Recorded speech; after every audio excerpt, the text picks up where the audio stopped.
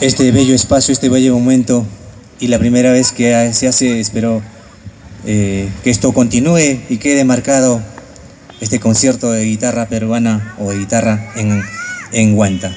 Muchísimas gracias. Para despedirme, un pumpín Inti Chayay.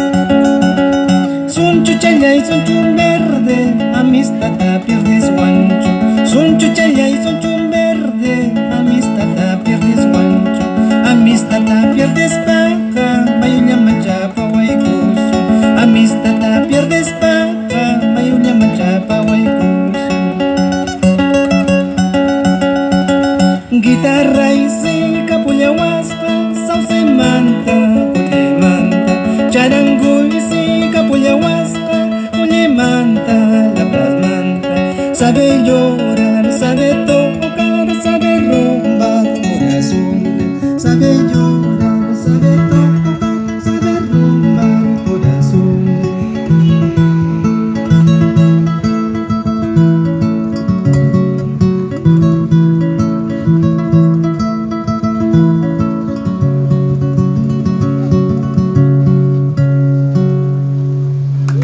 Impresionante, señoras y señores. Braulio Choquehuanca, el gran maestro concertista de guitarra andina a nivel mundial.